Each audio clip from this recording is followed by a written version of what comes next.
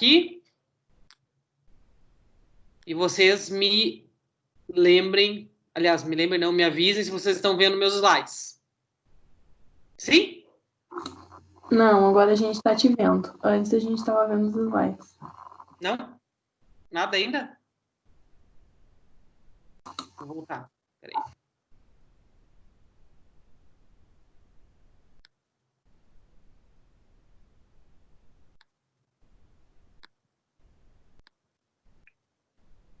Só um pouquinho. E agora? Agora sim os slides. Então, beleza, gente. Então, nós estamos chegando nesse nosso último encontro, já ia falar presencial de novo, né? Não é presencial, mas nesse nosso último encontro expositivo, vamos colocar assim, em que eu estou falando para vocês sobre metodologias da pesquisa e comportamento do consumidor, tá? Essa aula de hoje, gente, eu vou falar sobre neuromarketing, tá? Que eu não sei se vocês já ouviram falar dessa expressão. Vocês já ouviram falar isso durante o curso? Algum professor já falou para vocês de neuromarketing, alguma coisa? Me falem. Que eu me lembre, não, prof. Nenhum Não? professor falou. Então, talvez seja o primeiro contato que vocês vão ter com essas ideias, assim. Isso?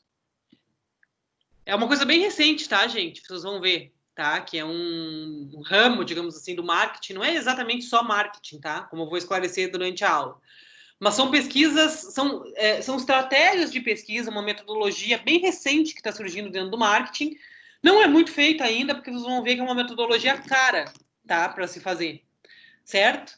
Mas dentro da nossa disciplina faz sentido eu apresentar isso para vocês saberem que isso existe, né? Não tem como a gente aplicar em aula, vocês vão ver que é bem óbvio que não tem como a gente aplicar, mas é um ramo que eu pensaria que vocês vão ouvir cada vez mais sobre, e por isso eu considero que é interessante colocar isso para a gente finalizar a disciplina, para vocês terem contato com algo que vocês certamente vão ouvir falar bastante nos próximos anos.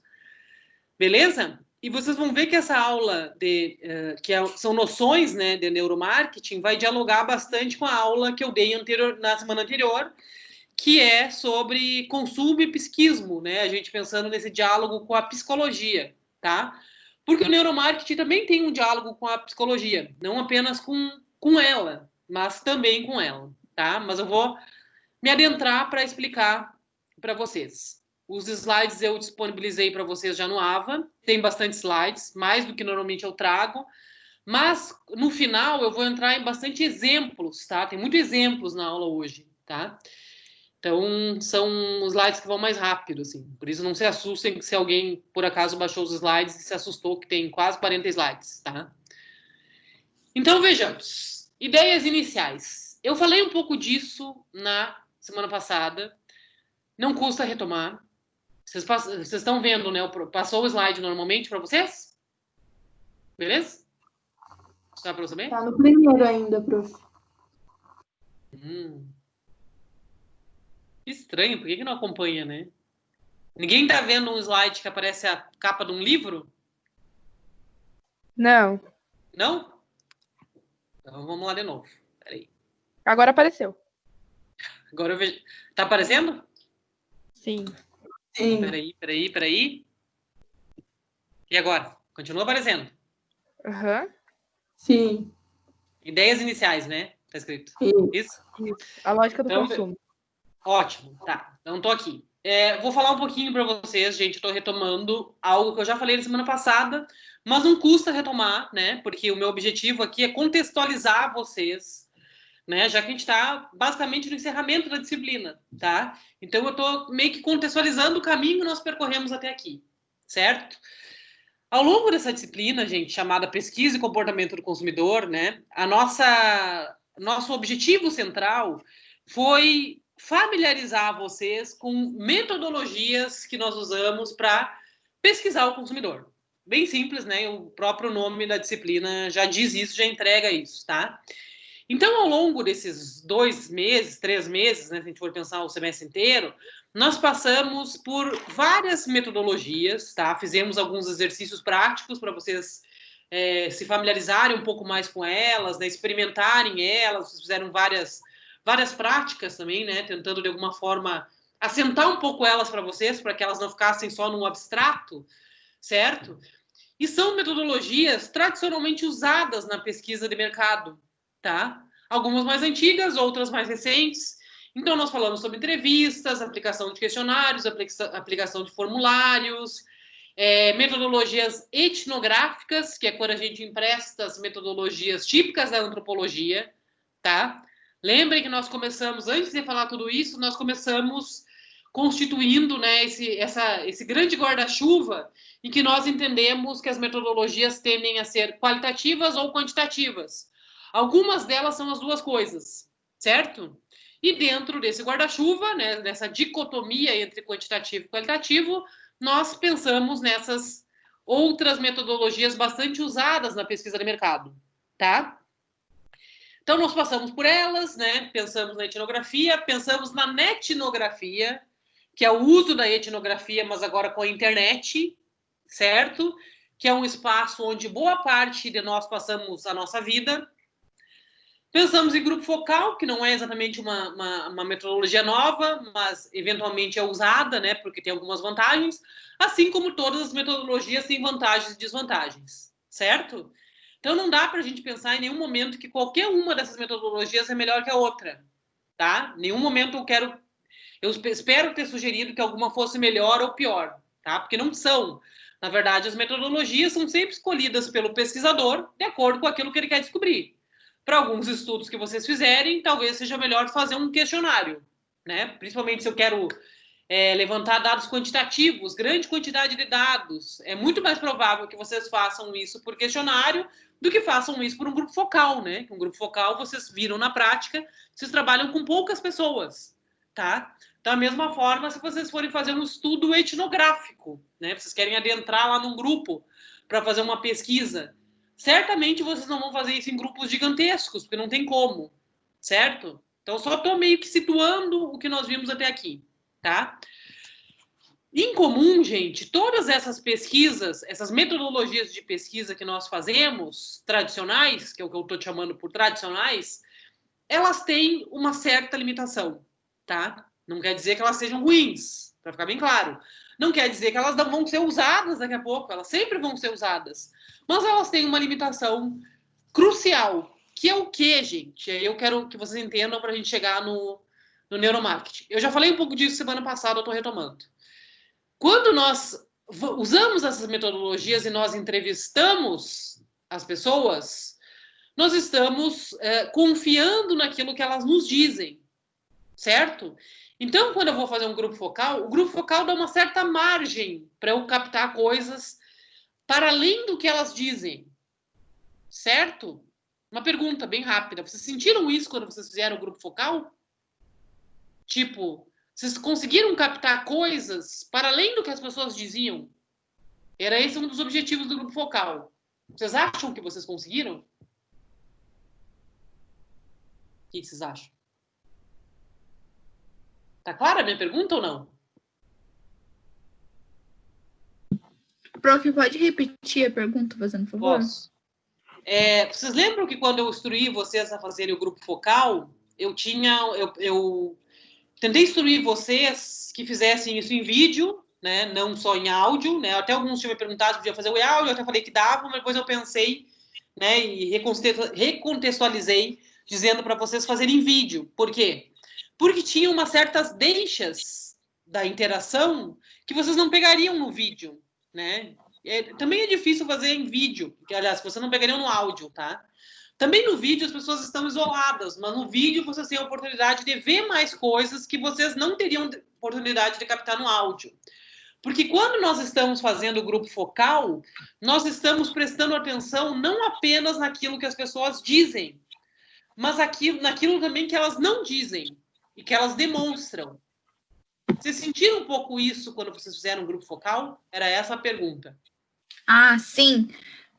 Dá para ver, principalmente quando, sei lá, outro participante estava comentando algo, a opinião dele, como as outras pessoas se comportavam, se elas já, tipo, concordavam com a cabeça que fosse e não falavam nada, ou se elas meio que ficavam bem atentas ao que a pessoa estava falando, para daí elas meio que darem a opinião delas sobre o assunto. Acho que dá para ver, sim. Talvez alguma discordância, alguma coisa assim, enfim, né? Enfim, por que eu estou trazendo isso? Para deixar bem claro, tá? Porque quando nós usamos as metodologias, nós fazemos perguntas, certo? No grupo focal também nós jogamos perguntas. Nós temos outras coisas que surgem, certo? Num formulário nós fazemos perguntas, num questionário nós fazemos perguntas. Na entrevista em profundidade nós fazemos perguntas também. E as pessoas nos respondem. Mas lembram do que nós falamos na semana passada na aula sobre psiquismo, tá? E aí eu vou entrar aqui no slide já, né? O que as pessoas dizem que fazem não necessariamente é aquilo que elas fazem. Não necessariamente quando as pessoas estão falando para a gente, quer dizer que elas de fato estão sendo sinceras ou 100% sinceras. O que não quer dizer que as pessoas estejam mentindo, gente. Eu quero que vocês entendam bem essa ideia. Mas sim que nem sempre as pessoas têm noção do que passa dentro delas. Entendem o que eu quero dizer, gente? Quem responde alguma coisa está respondendo com a sua mente racional. Claro? Lembram lá que nós conversamos semana passada sobre consciente e inconsciente, certo? Quando nós estamos entrevistando alguém, quem está respondendo para a gente é a mente consciente. Ou seja, eu penso numa resposta e a mente, minha mente consciente, meu id, meu ego, meu superego, lembram lá? Vão travar uma possível resposta. Às vezes eu quero dizer uma coisa, mas eu vou dizer outra. Porque o superego, lembram lá do externo, vai me aconselhar, tipo, opa, não diga isso, não seja sincero. Claro que isso tudo não acontece dessa forma, né? Não tem uma voz interna nos dizendo faça isso, não faça aquilo, mas faz. Entendem, gente? Tá fazendo sentido até aqui o que eu tô dizendo? Sim. Ok? Ou seja, gente, qual é a limitação dessas metodologias que nós usamos, tá? Que é a pergunta que eu tô colocando aqui no slide, ó. Tá aparecendo aqui, certo? Quais são as limitações? As limitações é que essas metodologias falam com a mente racional, com a mente consciente, certo? E não com a mente inconsciente, não com nossas reações emocionais. Mas qual é o problema disso? O problema disso é que muitas vezes nós, enquanto consumidores, vamos tomar decisões irracionais. Então não adianta entrevistar para certas coisas, porque muitas vezes nós vamos entrevistar, nós vamos ter certos dados e esses dados não vão se comprovar na prática. Por quê? Porque os consumidores, quando eles tomam decisões de compra, certo? Nem sempre é a mente racional que está reagindo. Muitas vezes é a mente racional, é o inconsciente. Ok? Até aqui? Faz sentido? Até aqui? Acompanhando o raciocínio? Só para eu saber. Sim, faz sentido. Então, gente, é nessa esfera toda que eu estou contextualizando para vocês que entra... só um minutinho, só um pouquinho que um... Pode entrar. Vou só desligar o vídeo um pouquinho.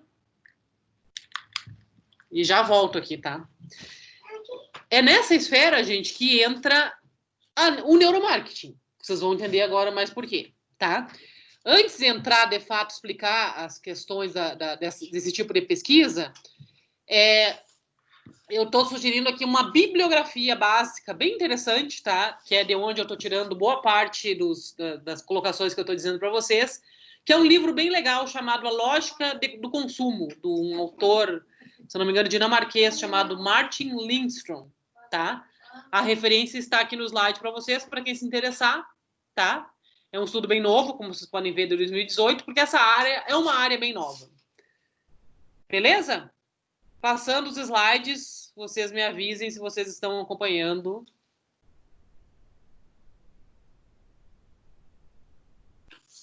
Estão vendo meus slides? O meu tá ainda no do livro. No do livro. Alguém passou ou não? Senão abre de novo. Não, tá a mesma coisa. Eu vou abrir de novo. Agora mudou. Não. Engraçado, às vezes eu fecho, quando eu abro de novo aparece assim. Tá aparecendo um cérebrozinho, né? Fazendo... Sim. Fazendo, como é que chama aquilo? Esse termo. Esteira. Tá fazendo esteira, né? Então vamos pensar, gente. Agora eu estou começando a explicar para vocês, então, o que é esses estudos, né, do neuromarketing, tá? Primeiro, vamos tentar contextualizar um cenário antes de eu, de fato, entrar na explicação, tá? O que é o cenário? O cenário é o seguinte, nós entramos em contato, eu digo nós, eu estou generalizando aqui nós consumidores, com uma série de estímulos, né, de marketing, o dia inteiro, o ano inteiro, a nossa vida inteira, tá? Certo? Nós vimos uma grande quantidade de marcas que chegam até nós, né, que chegam à nossa retina, mas não só a retina, porque não é só uma questão visual, mas nós somos estimulados por marcas o tempo inteiro. A maior parte das marcas nós não lembramos. Tem estudos já que levantam isso, tá? Quantas marcas nós lembramos, quantas marcas nós não lembramos, uma porcentagem, tá? E tem estudos que vão aparecer logo mais nos slides para vocês de quantas marcas sobrevivem, porque marcas novas estão sempre surgindo, todos os dias. É claro que tem marcas já muito consolidadas no mercado e tem marcas que estão tentando se sedimentar no mercado, e muitas não vão conseguir, certo? Por N razões, tá? As metodologias que nós usamos, né, para pesquisar isso, para pesquisar como é que eu vou dizer, essa sedimentação, na falta de outro termo, essa consolidação das marcas no mercado, né, são ainda muito limitadas por certas razões, como eu estou falando para vocês, né, muito exagero, mas enfim, eu não estou em nenhum momento sugerindo que elas não sejam mais usadas, só para ficar claro, tá? Não quero sugerir outra coisa. Mas elas têm essa limitação que elas mapeiam nossas palavras que são escolhidas por nossa mente consciente. Elas não conseguem mapear a nossa mente inconsciente. E, nesse sentido, o neuromarketing surge como uma tendência, tá? Para tentar pesquisar outra área, que seriam os nossos pensamentos, os nossos sentimentos e os nossos desejos inconscientes, que impulsionam as nossas decisões de compra. E isso as metodologias tradicionais não conseguem ainda mapear. Talvez um dia consigam, agora não conseguem. Agora estão atreladas, sim, ao que as nossas palavras dizem. Certo? Voltou? Beleza. Estão vendo meus slides? Passou? Ou não, de novo? Vocês estão vendo outro cerebrinho pulando? Cérebro. Não, pulando tá corda? no que tava na anterior. Eu não sei por que toda vez que eu passo ele para de transmitir, mas não tem problema, eu abro de novo.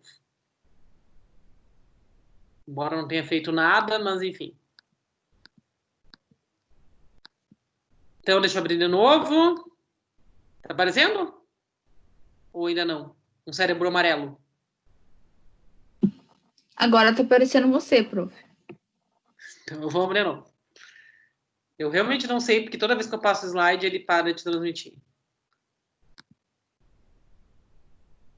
E agora? Tem que ter um cérebro pulando corda. Ainda tô vendo você, Tá prof. aparecendo você. Tá, vamos de novo. Vamos fechar de novo. Abrir de novo. Agora acho que deu, né? Porque ele fica vermelhinho para mim aqui. Agora deu certo. Tem um cérebro pulando corda. Isso, agora deu. Então, antes o cérebro estava andando de esteira, agora ele está pulando corda. Certo? Então, vejamos, gente, tá? Eu estou terminando de contextualizar, de constituir um cenário para vocês, tá? Então, como eu já falei antes, essas metodologias que nós analisamos até aqui, que nós discutimos, estudamos até aqui, mapeiam a mente racional, certo? Só que nós sabemos que boa parte das decisões de consumo tem a ver com as nossas decisões emocionais, com a nossa mente irracional, que é aquilo que a gente não consegue colocar em palavras, não consegue capturar por palavras, tá? Essas citações que estão aparecendo são do livro lá do Lindstrom, né? A Lógica do Consumo. E lá ele nos diz assim, a maior parte do cérebro é dominada por processos automáticos e não por pensamentos conscientes. Boa parte do que acontece no cérebro é emocional e não cognitivo. Lembram lá da imagem do iceberg? Que é uma pontinha para fora e um pedação para dentro? É essa imagem. Ou seja, tem muita mente inconsciente, tem pouca mente racional, que é o que nós acessamos, tá? Isso para nós é problemático, porque boa parte das decisões de consumo tem a ver com tudo aquilo que tá submergido do iceberg, certo? Como que a gente faz, então, para conseguir entender, né? Conseguir entender o que que acontece ali para a gente tomar certas decisões e por que às vezes a gente vai comprar uma coisa e decide por isso, não por aquilo? Pode ser que a gente vá lá e pergunte para o consumidor, ele vai nos dar uma resposta, certo? Mas não necessariamente a resposta que ele vai nos dar foi de fato o que levou para aquela decisão de compra, tá? Qual é a resposta então para isso? A gente pensar no neuromarketing. Vocês estão vendo agora uma moça com um aparelho na cabeça? Não. Meu Deus, o que está acontecendo com meus slides? E agora? Sim. Beleza. Não sei por que sharing, pause, não sei por quê, mas enfim.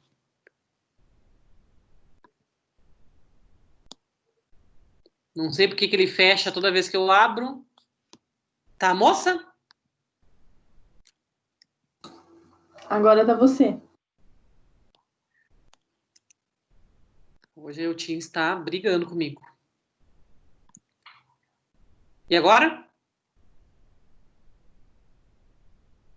Agora tá, moça. Sim, agora tá o slide da moça. Então, beleza. Então, estamos aqui. Ó, não tô mexendo em nada, tá? Só tá a moça, né? Com uma coisa na cabeça. Sim. Então, gente, chegamos finalmente para eu pensar com vocês o que é o neuromarketing, tá? O neuromarketing é uma área do marketing, né? Porque é um estudo voltado à interpretação dada pelo marketing. Mas ela não é só marketing. É um tipo de estudo que une a psicologia, a neurociência e o marketing. Como eu falei no início, gente, para os que não, talvez os que não estavam ainda aqui não tenham ouvido, essa é uma metodologia bastante cara, tá? E que não pode não tem nenhuma possibilidade de a gente vir aplicar, por exemplo, sem aula. Por quê? Porque ela mexe com neurociência. Basicamente, o que esse tipo de pesquisa faz, né? E por isso que eu coloquei essa imagem. Ela pega voluntários para estar em certa situação em que eles topam que o seu cérebro seja rastreado enquanto eles são perguntados, estimulados para certas questões envolvendo consumo. Por isso que eu coloquei a imagem da moça, tá? Porque vejo que ela está com um aparelho no cérebro que busca, na verdade, rastrear os movimentos cerebrais, tá? Que é isso que está sendo explicado aqui no slide, né? Então, o neuromarketing usa técnicas de rastreamento cerebral com o uso de aparelhos de ressonância magnética para, entre aspas, perguntar ao cérebro. Então, é uma entrevista com o cérebro, digamos assim. Então, o que eles fazem? Eles unem os voluntários do mundo inteiro, né? Porque lá nos estudos feitos pelo Martin Lindstrom, ele deixa bem claro que a ideia era mapear isso em diferentes culturas. Então, eu vou lá, pego voluntários, né, em diferentes países que topem fazer esse tipo de pesquisa, colocar esse tipo de aparelho e eles entrevistam o cérebro no sentido de ver como o cérebro reage quando tais coisas acontecem, tá? Porque uma coisa é o que a boca diz, uma coisa é o que aliás, uma coisa que o mente consciente diz, uma coisa é o que o cérebro reage de acordo com aquelas regiões do cérebro que são ativadas quando certas coisas acontecem, tá? Aqui tem uma breve descrição, ó. Quando uma parte do cérebro é usada no exame de ressonância magnética, uma região do cérebro vai se acender numa cor, né? Então, os pesquisadores da neurociência, os neurocientistas, vão conseguir levantar dados do que acontece no cérebro dos voluntários quando certos estímulos são colocados para eles. Vocês já viram, né, um pouco essas imagens, né, que a gente vê às vezes em filme, em seriado, tipo uma parte do cérebro se acende, outra se apaga. Vocês têm um pouco de noção sobre isso, né? Acredito que sim. Então, isso não é novo, no sentido de que essa técnica é nova. O que é nova é a apropriação disso para o marketing. Ok? Vocês estão vendo uma pergunta na tela? Não. Tá no slide da... Para mim tá a moça ainda. Tá, moça. Então, não sei porque não está passando. Deixa eu perguntar uma coisa para vocês. Vou tentar Agora arrumar uma passou. outra forma. Se eu coloco assim, vocês estão vendo? Sim, agora a gente tá vendo a pergunta. Tá. E agora... Eu vou ficar passando assim, ó, que daí não fecha. Pode ser? Sim, prof. Daí não tá bem grande, tá? Mas vocês conseguem ver bem, né? Sim, dá pra ver bem. Tá, então eu vou deixar assim, fica mais fácil. Então, gente, eu tô colocando aqui nesse slide uma pergunta, tá? Tudo claro até aqui, eu fiz uma breve introdução ao neuromarketing. Tá ok até aqui? Para os demais, alguém? Se tiver algum chat, vocês leiam para mim, tá? Que eu não tô vendo o chat. Tá? Então, se ninguém tem nenhuma consideração, eu vou considerar que tá ok e vou seguir adiante. Eu expliquei mais ou menos as bases de como é que é esse tipo de estudo. Tentei deixar claro que é algo que a gente não consegue replicar em sala de aula, tá? Porque precisaria, claro, que neurocientistas, né, pra gente fazer isso, e não tem como a gente fazer. Fora que não seria uma coisa breve, enfim, né? Seria algo que seria caro, obviamente, né? Porque eu preciso de todo o aparelho, os pesquisadores, tudo isso. Mas a gente está aqui tendo uma introdução ao que são esses estudos e como eles podem ser interessantes, porque eu acredito que vocês vão ouvir cada vez mais disso, tá? A pergunta que nós fazemos quando a gente pensa em neuromarketing é essa: o que impulsiona os consumidores a fazerem certas escolhas, tá? E aí nós vamos adentrar em algumas respostas. A partir de agora, gente, eu vou trazer exemplos para vocês, tá? E vocês podem talvez pensar em outros exemplos, certo? Então vejamos. Exemplos de estudo. Eu tinha falado disso. Vocês lembram que nós terminamos na aula passada pensando lá num quiz que eu fiz com vocês lá no Kahoot, né? E tinham perguntas que apareciam para vocês, que eu até não expliquei muito as respostas. E não expliquei as respostas porque eu retomaria isso na aula seguinte. Certo? O primeiro exemplo de estudo do neuromarketing que eu quero colocar para vocês é esse, tá? Vocês todos já viram esse tipo de imagem, né? Que são as imagens que o Ministério da Saúde obriga que as embalagens de cigarro tenham, certo? Que são essas imagens que dizem, né, os danos de fumar. Não sei se tem fumantes na sala aqui que compram cigarros e se tiver algum fumante pode me confirmar que sempre aparece algum tipo de imagem dessas. Tem, assim, eu estou perguntando bem francamente, sem julgamentos, mas tem algum fumante aqui para me dar um depoimento? Um testemunho? Sim, é isso mesmo, professora. Essa advertência aí que aparece na carteira de cigarro. É o Calisson que está falando, né? Isso. Calisson, então me dá um testemunho. Essas imagens que tá na carteira de cigarro te fizeram querer parar de fumar? Professora, vou ser bem sincero pra você. Só uma sim. Uma? Qual? Não. Já sei. Não, na verdade já fizeram. Até não foi por isso, mas já fizeram pensar já, porque é horrível. Tem a menininha aquela menininha ali que tá no canto ali, ela é pesada também. Do nascimento prematuro lá. Isso. O da impotência também é foda, professor. Sim, que aparece um homem e uma mulher, né? Antes era um homem e uma mulher, não sei se agora. Mas enfim, são imagens fortes. Todo mundo concorda. Né? E o objetivo é chocar. O objetivo é que os fumantes vejam aquilo, né? Então veja aqui, ó, o homem sem perna, né? Pode levar uma amputação. Tem N mensagens. Mas as pesquisas mostram, gente... Então, assim, essa é uma legislação não só que tem no Brasil, tá, gente? Não sei se vocês sabem. Não sei dizer para vocês quão diferentes são essas imagens nos diferentes países. Essa imagem que vocês estão vendo são aqui do país, são aqui do Brasil, tá? Mas as pesquisas mostram que, por mais chocantes que sejam essas imagens, elas têm efeitos absurdamente pequenos. Dificilmente os fumantes deixam de fumar por causa dessas imagens. E por isso que eu perguntei, né, o Calisson se voluntariou, ele é o nosso voluntário aqui do neuromarketing. Se tiverem outros voluntários, podem falar. E eu pergunto para o Calisson, mas não só para ele, para os outros também. Por que vocês acham que os fumantes não deixam de fumar, mesmo vendo essas imagens, cada vez que eles pegam um maço de cigarros? O que vocês acham, gente? Porque o vício é maior. O vício é maior.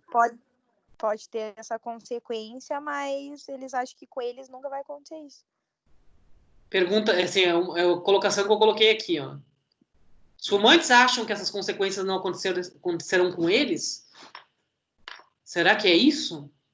Se eu pegasse, assim, fizesse lá uma amostragem de tantos fumantes e perguntasse para eles: você já considerou parar de fumar por causa dessas imagens? Provavelmente eles responderiam o quê? O Carlson mesmo Não, não professor, respondeu. e essa imagem tá na carteira de cigarro aí, tipo, é pra fazer a galera parar, mas assim, se você fuma, você já sabe já que pode Isso acontecer. Aham. Então, tipo, você tá fazendo porque você quer. Isso só ajuda você a lembrar o que pode acontecer, mas ainda a escolha vai ser sua de querer comprar ou não. Isso não informa, isso lembra. Talvez é isso que eu esteja Isso dizendo. pode ser. Né? Então, as pessoas não fumam, não é que daria pra gente dizer que as pessoas não fumam necessariamente porque elas não saibam dos efeitos. Tem outra coisa aí que nós não sabemos. E talvez nem os fumantes saibam. Talvez se eu fizer uma entrevista com os fumantes vão me dizer, como o Carlson disse, né? Tipo, eu já considerei parar de fumar vendo essa imagem, porque algumas imagens são foda. Foi isso que tu falou? E provavelmente, se eu entrevistasse vários fumantes, eles diriam coisas parecidas que o Carlson disse, né? Eu já considerei parar de fumar por causa dessas imagens. Mas eu não paro. E por que eu não paro? Talvez não consiga responder. Consegue responder, Carlson, por que tu não para de fumar? Eu acho que é o hábito, né? O vício, a nicotina, né? Isso daí. Prazer. Enfim, né? N respostas que poderiam vir, né? Então, gente, vamos pensar assim, ó. Talvez, provavelmente, para até chegarem nessas imagens e essa estrutura e essa lei, né? Porque isso é legal, né? Isso é uma legislação, não é simplesmente opcional colocar isso nos cigarros, né? É uma lei. Provavelmente muitas pesquisas foram feitas, tá? Não foi algo arbitrário. Não considerem que foi algo arbitrário. Foram muitas pesquisas, né? Que provavelmente o Ministério da Saúde fez até chegar que essa seria uma das melhores alternativas para diminuir o número de fumantes. E aí foram lá e colocaram já há muitos anos. E não tem mais maço de cigarro que não tenha um tipo de imagem como essa, né? Então, isso foi feito com esse objetivo. Mas não tem essas consequências. E provavelmente eles usaram metodologias para chegarem nisso. Talvez eles tenham entrevistado muitos fumantes para chegar nesse formato. E os fumantes responderam coisas que levaram a pesquisa a pensar que, sim, essas imagens seriam a forma mais efetiva de fazer as pessoas pararem de fumar. Mas o resultado não foi esse. Não é esse, tá? E por quê, gente? E aí eu volto àquilo que eu falei nos slides anteriores. Talvez as pesquisas tenham perguntado às mentes conscientes. Mas será que aquilo que induz ao fumo é a mente consciente ou não? Aí entra o neuromarketing, tá? E foram, sim, feitas pesquisas com fumantes para ver o que acontecia com os fumantes quando eles viam essas imagens. Olhem que interessante. E aqui eu estou colocando outras imagens também bastante impactantes, né? Isso foi sendo reformulado, assim. Os estudos no neuromarketing, gente, olhem isso, que coisa interessante, né? O que eles fizeram? Foram lá e pegaram voluntários, fumantes, que se disponibilizaram de participar desses estudos, eles foram lá e colocaram aqueles mecanismos, né, que eu mostrei para vocês, para que os pesquisadores tentaram entender o que acontecia na mente deles quando eles viam esse tipo de imagem, certo? Olhem que interessante. Os estudos, né, as pesquisas mostraram que essas imagens de advertência estimularam as áreas do desejo no cérebro. Então, quando as pessoas viam essas imagens, ao invés de elas se desencorajarem, elas se desencorajavam a fumar. É o contrário que acontecia. Mas acontecia isso lá no cérebro, não na mente consciente. Entende o que eu quero dizer? Vocês entendem a explicação? Qual era a luzinha que acendia no cérebro? Era a luzinha do medo? A parte do cérebro que se ativa quando eu tenho medo? Não. Eles viram que a parte do cérebro que se acendia é a que se estimula. É a parte do desejo. Vejam, Então, por mais que eu tenha consolidado essas imagens, imaginando que as pessoas teriam medo, horror, não, na verdade, dava vontade de fumar, era o contrário. Então, o que o estudo mostrou, né? O estudo mostrou que os voluntários não se sentiam envergonhados pelo que o cigarro estava fazendo no seu corpo. Eles se sentiam culpados porque aquelas imagens que eles viam estimulavam áreas ligadas ao desejo.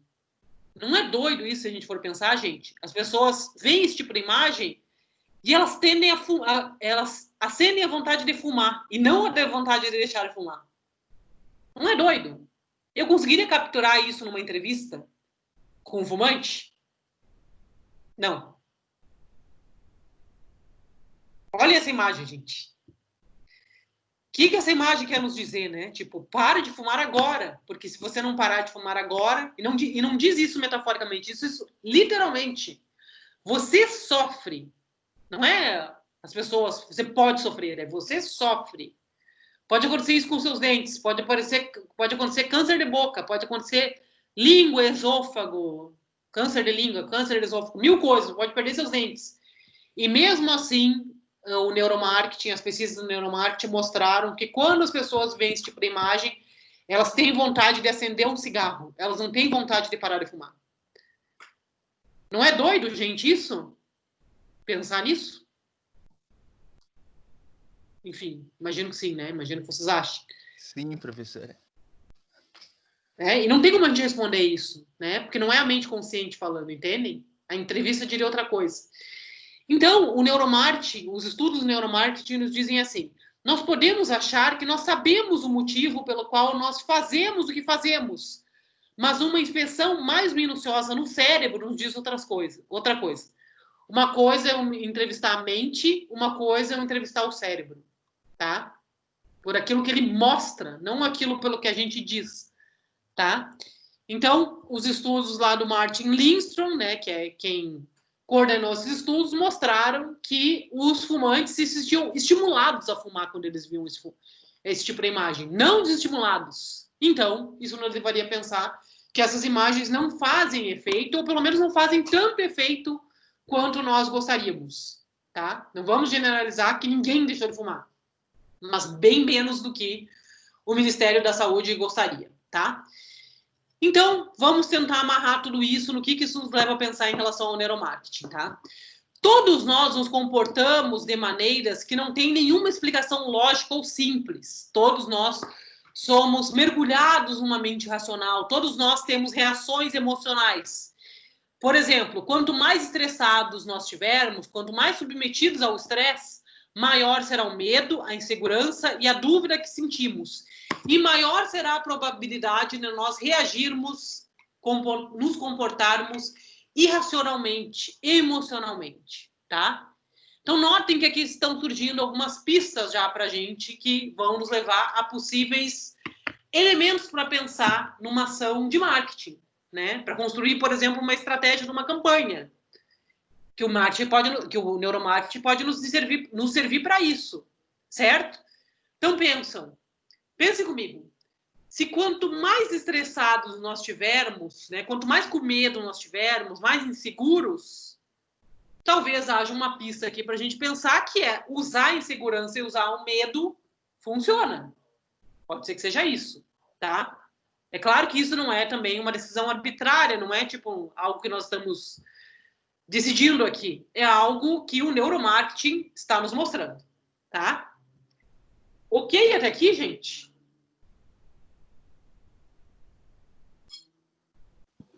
Tudo ok Sim. até aqui? Então vamos lá. Agora vai começar a aparecer mais exemplos para vocês, tá? Lembram que na semana passada eu falei para vocês do desafio da Coca, né? Que foi, aliás, desculpa, o desafio Pepsi, que foi uma grande ação de marketing feita pela Pepsi lá nos anos 80, né? Eu expliquei mais ou menos como vocês, ele aparecia no quiz final, tá? O que era essa ação? Essa ação era a seguinte, a Pepsi sempre perdeu no mercado para a Coca-Cola, como até hoje perde, né? E aí eles resolveram fazer uma grande ação, que era o tal de desafio Pepsi, que era um teste cego feito com voluntários que tomariam, né, um gole de um refrigerante sem saber se eles estavam bebendo Coca ou Pepsi. E depois eles diriam qual que eles gostaram mais. E para surpresa de todos, boa parte das pessoas, maior parte das pessoas que tomaram, disseram que gostavam da Pepsi mais do que a Coca, quando eles tomaram. Só que a Coca era líder de mercado desde os anos 80, assim como até hoje continua sendo, né? O que nos leva a uma grande questão, então. Se as pessoas preferem Pepsi, o gosto da Pepsi, por que a Pepsi não é líder no mercado? Esse era o desafio Pepsi. E aí se começou a se levantar várias hipóteses, né, para tentar pensar por que então a Pepsi não é líder, e sim a Coca-Cola, tá? Tem várias e várias hipóteses. Lá no quiz da semana passada, no Kahoot, que vocês jogaram comigo, apareceu uma hipótese. Uma hipótese era como os voluntários tomavam pouca quantidade de refrigerante, né, eles preferiam a Pepsi porque a Pepsi é mais doce. Mas em grandes quantidades, por exemplo, numa lata inteira, eu tendo a preferir, os consumidores tendem a preferir um refrigerante menos doce, como no caso da Coca, tá? Essa é uma hipótese. Só que o neuromarketing também foi mapear isso, tá? Foi tentar entender, de novo, fizeram aquela pesquisa, colocaram lá na cabeça dos voluntários, né, aqueles eletrodos lá, tipo eletrodos, para tentar pesquisar o que o cérebro dizia. Fizeram vários tipos de metodologia e vários tipos de pesquisa. Muito interessantes. Então, notaram coisas assim, ó. Notaram, por exemplo, que quando as pessoas tomavam os refrigerantes sem saber qual era o refrigerante que eles estavam tomando, eles preferiam a Pepsi. E fizeram outros estudos. Eles identificaram qual era o refrigerante e deram para as pessoas. Quando as pessoas sabiam qual era o refrigerante e elas tomavam, elas preferiam a Coca. Vejam. A partir desses vários estudos de neuromarketing, né, de neurociência, os estudos revelaram mais ou menos o seguinte: o que acontecia no cérebro dos consumidores? Acontecia como se houvesse uma espécie de um cabo de guerra no cérebro entre o pensamento racional e emocional. Ou seja, as campanhas publicitárias, todo o marketing da Coca-Cola é muito mais forte, é muito mais emotivo do que da Pepsi, né? Por longas décadas de trabalho, né? Então, as pessoas tendem a ter uma ligação emocional com a Coca-Cola muito mais forte do que elas têm com a Pepsi, certo? Quando elas bebem a Pepsi, se elas fossem só pelo gosto, elas prefeririam talvez a Pepsi, a maioria das pessoas pelo menos. Mas elas não bebem só o gosto, elas não consomem, elas não decidem só pelo gosto, tá? Quando elas sabem que é a Coca, elas optam pela Coca. Tem uma espécie de como eles disseram, né, um cabo de guerra entre a minha mente irracional, minha mente emocional, que age pelo gosto, e a minha mente racional, que leva a vários outros elementos nessa decisão, tá? Emocionalmente, então, a Coca-Cola tem mais valor que a Pepsi para os consumidores, mas talvez no sentido da ligação emocional, mas talvez na questão dos sentidos eles prefeririam a Pepsi, tá? Então, emocionalmente, eles preferem a Coca-Cola pela ligação emocional, mas racionalmente eles acabam decidindo pela Coca-Cola ao invés de decidir pelo sabor. Entende mais ou menos a lógica? Tá? O neuromarketing, então, nos ajuda a decifrar um pouco mais qual era o grande enigma lá do desafio Pepsi. Né? Se vocês jogarem o desafio Pepsi, vocês vão também levantar várias hipóteses. Tá? De outros pesquisadores, vários outros pesquisadores que pensaram sobre isso. E agora, gente, eu vou entrar numa série de exemplos, tá? Basicamente, né, eu fiz uma grande introdução, né? Um grande exagero, mas enfim, eu fiz uma pequena introdução para vocês saberem como funcionam mais ou menos os estudos do neuromarketing. É uma área emergente, para deixar ficar bem claro, tá? Como eu falei no início, eu acredito que vocês vão continuar ouvindo muito falar sobre isso nos próximos anos. Talvez essas metodologias se barateiem um pouco, né? Porque ainda é uma coisa muito cara. Pensem, fazer aqueles estudos, pegar gente no mundo inteiro, contratar os cientistas, contratar a máquina, né? As tecnologias para fazer isso, depois fazer a interpretação dos dados. Envolve muito dinheiro. A gente está pensando aqui em milhões de dólares. Mas talvez nos próximos anos isso vai se barateando aos poucos e as empresas certamente vão querer investir mais nisso. Então, eu acredito que vocês vão ouvir falar mais nisso, tá?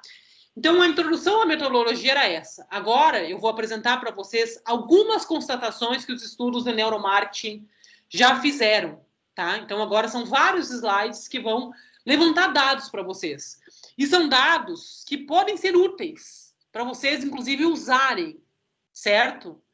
Nas suas outros trabalhos que fizerem, né, nas suas campanhas, ao longo do curso e ao longo da carreira de vocês, Certo? Então, basicamente, agora eu vou trazer exemplos de conclusões chegadas no estudo dos estudos de neuromarketing.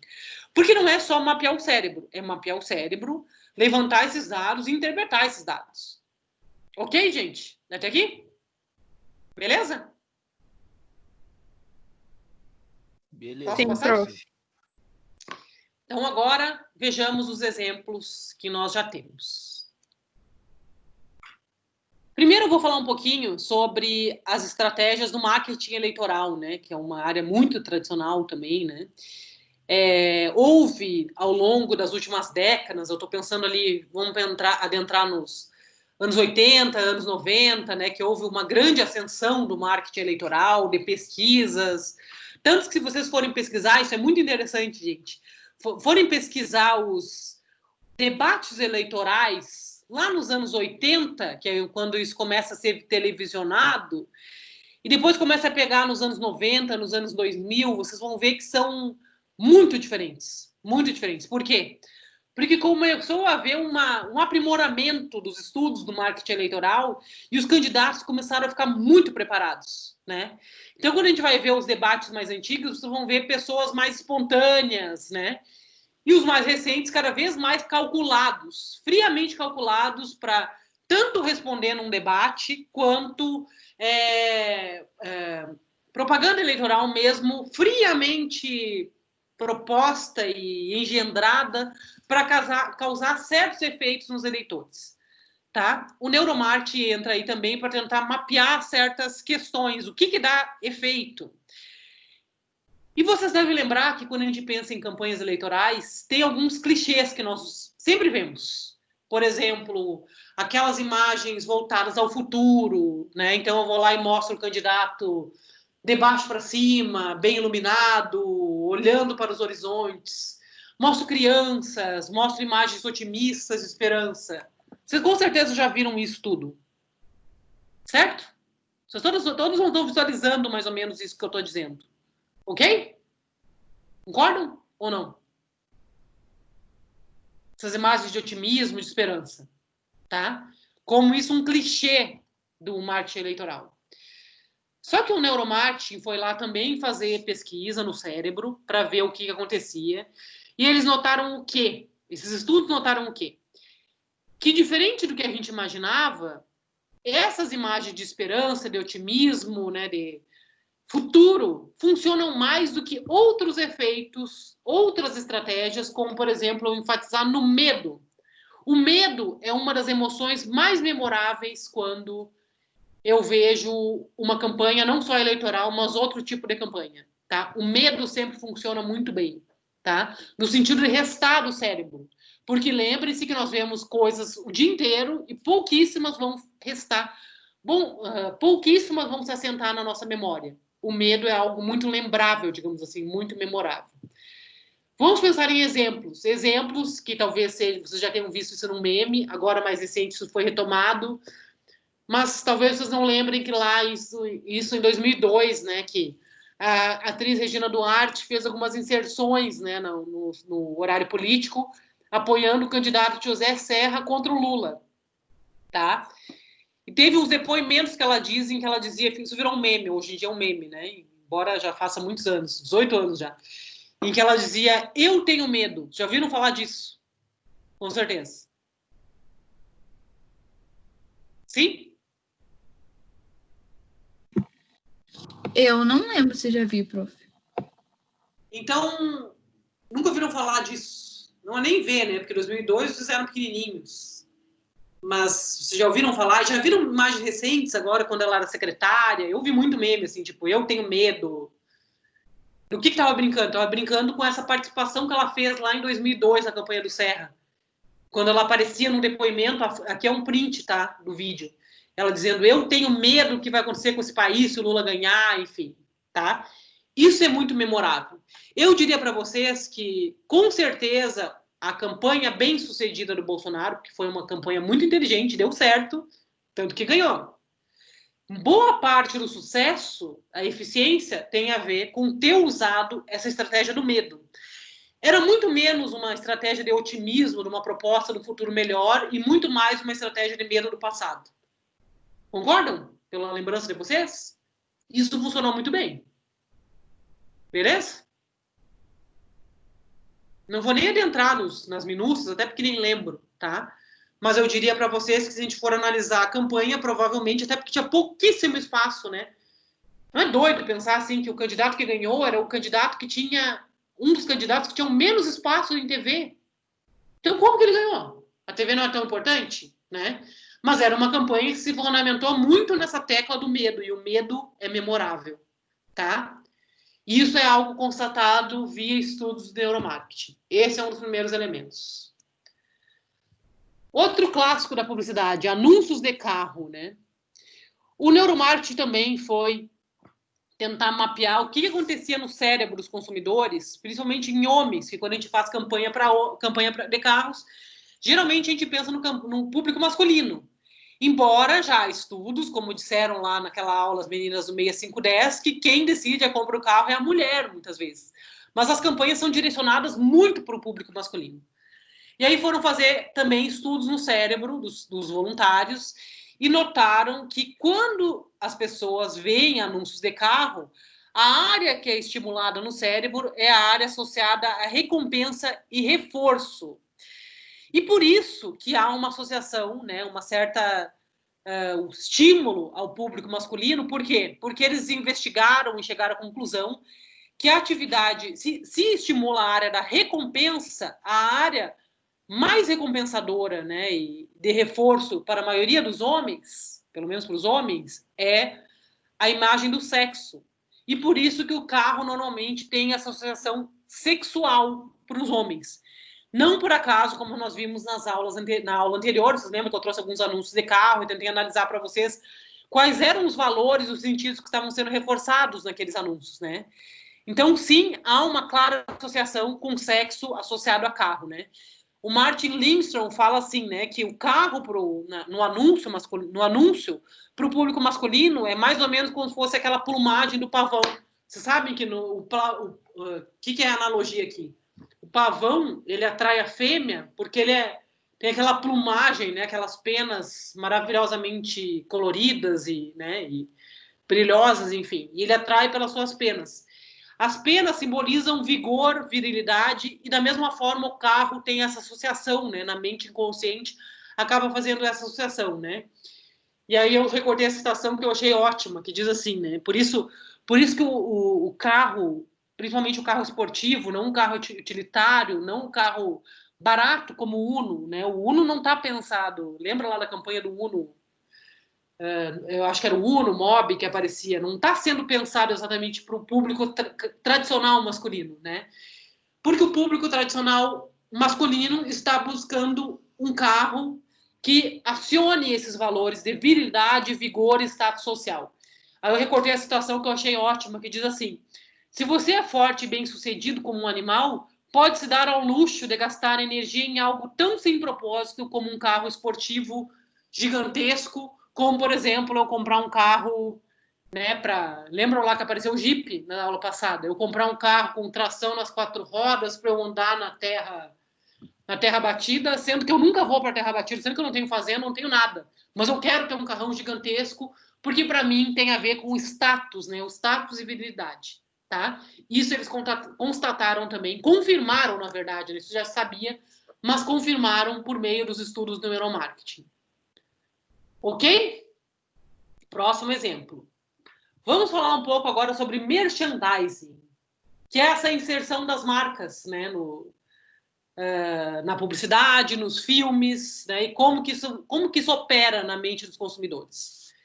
E lembre-se, o Martin Lindstrom está nos dizendo isso o tempo inteiro.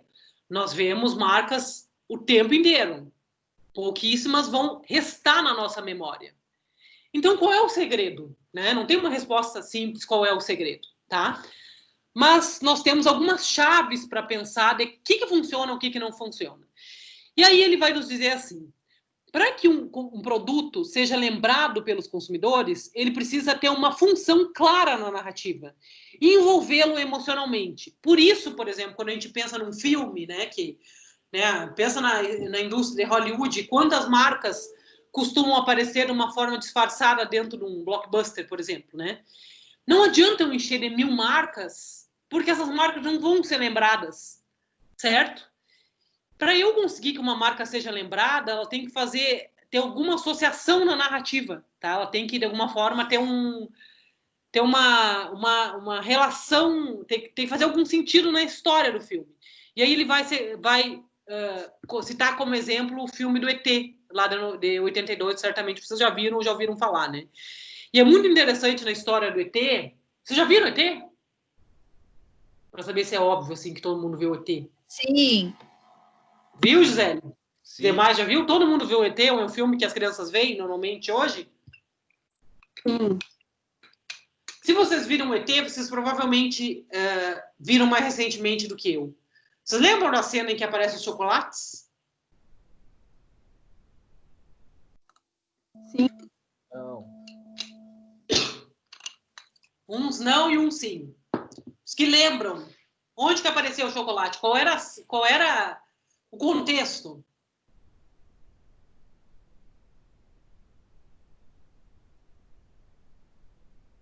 Lembra, Rafa? Acho que a Rafa falou sim. Eu assisti, mas faz muito tempo, prof. Não lembro. O chocolate que aparecia é esse que está aparecendo nesse anúncio, tá? Reese's Pieces.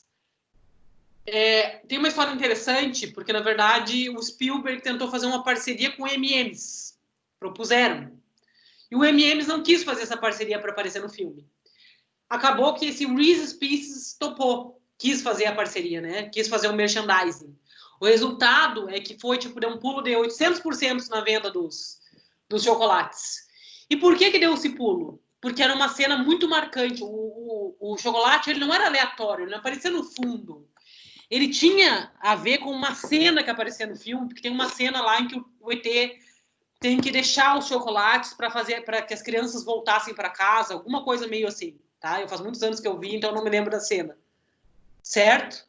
Então tinha um contexto na narrativa e criava uma ligação emocional com os espectadores. E por isso as pessoas queriam consumir aquele chocolate. Elas lembravam daquele chocolate. Diferente de outros exemplos em que o merchandising não funciona. Aqui vamos pensar em outro exemplo em que o merchandising funciona muito bem. Vocês conhecem certamente esse programa, que é o programa American Idol, que tem vários patrocinadores. Qual é o patrocinador principal? Vocês já viram esse programa? Sim, mas bem pouco.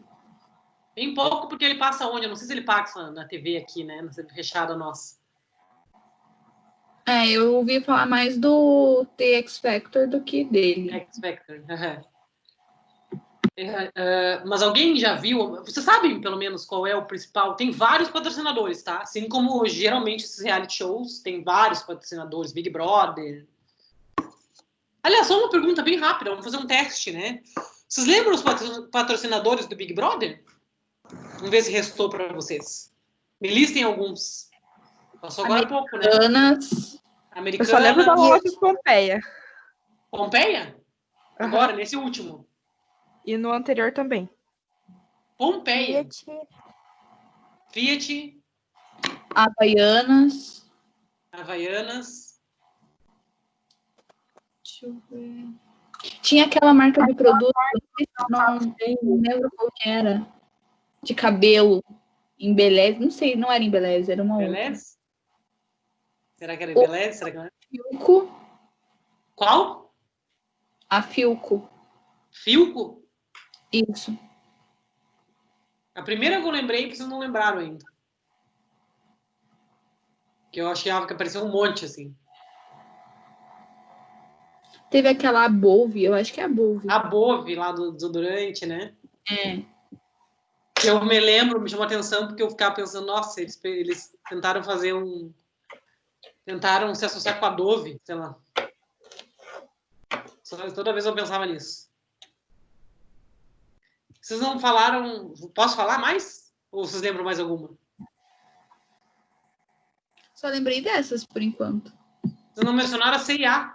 Que a C&A apareceu o tempo inteiro e tinha várias ações que eles experimentavam roupas. É verdade. Vendiam as roupas, lembra? Então vejam, gente, vocês lembraram algumas e provavelmente tinha outras Tinha outras, talvez, né, eu imagino que talvez os maiores sejam Americanas e a C&A, que era o que me lembro que mais apareciam. Mas é interessante tentar pensar o que será que eles fizeram para vocês lembrarem dessas. Por exemplo, a Rafa lembrou da Pompeia, eu nem sei que loja é essa. Por que será que ela lembrava da Pompeia? Porque ela era cliente da agência que eu trabalhava. Ah, então é por isso. Imaginei que era alguma coisa assim, tá? Mas será que os outros lembram de Pompeia? Não sei, né? Isso seria um dado interessante para ti, né? Se trabalhava com eles. Mas, enfim, então notem, gente, as marcas aparecem o tempo inteiro. Poucas restam. Aqui o American Idol aparece para a gente como um exemplo do merchandising bem aplicado. O principal patrocinador do American Idol é a Coca-Cola.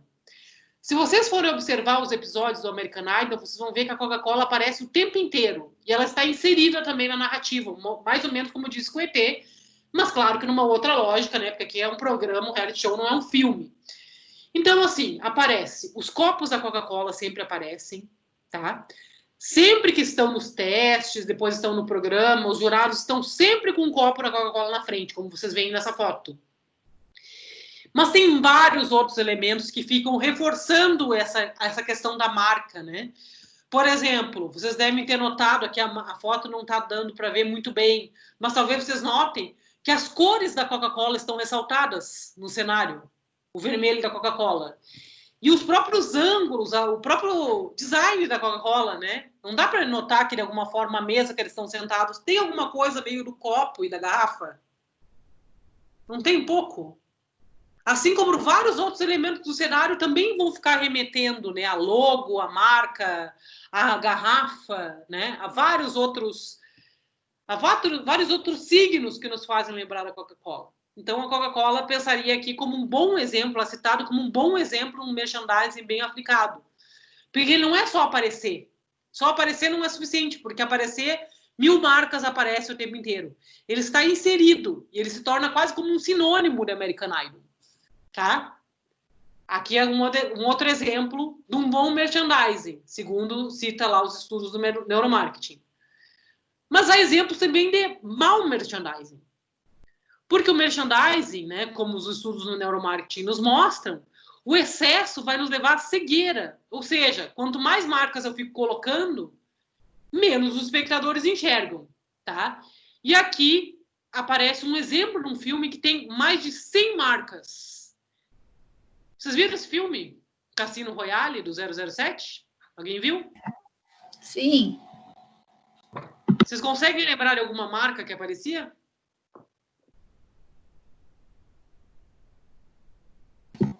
Não, porque faz muito tempo. Faz muito tempo, né? E o filme é 2006, assim, faz bastante tempo. Mas o 007 é uma franquia, tá? Ou seja, tem vários filmes antigos, novos, e tem parcerias muito antigas já que acontecem, né? Então, o próprio 007 é um grande arquétipo, né? De um tipo de homem, isso é retomado o tempo inteiro nos filmes. E tem marcas que sempre aparecem, né? Porque a ideia do 007, ele está sempre aparecendo com o relógio, ele aparece os carros do 007. E não sei se vocês lembram, o 007, ele aparece sempre com carros. E é sempre a mesma marca dos carros. Eu não estou falando o tipo do carro, eu não estou dizendo o tipo no sentido do Uno, do, sei lá, do HB20, eu estou dizendo a marca. Vocês conseguem lembrar qual é a marca dos carros do James Bond? Porque é sempre a mesma. Alguém sabe? Quando eu falo alguém sabe, eu estou meio que provocando vocês a pensar. Alguém lembra de ver os filmes? Será que esse merchandising restou na mente de vocês? Ou não? É o Aston Martin, professora. Como é que é o nome? Aston Martin. Isso é uma marca? É um tipo ou uma marca? Entende o que eu quero dizer? Uma marca tipo... Deixa eu ver... Ferrari. Tipo Ferrari, é tipo Hyundai.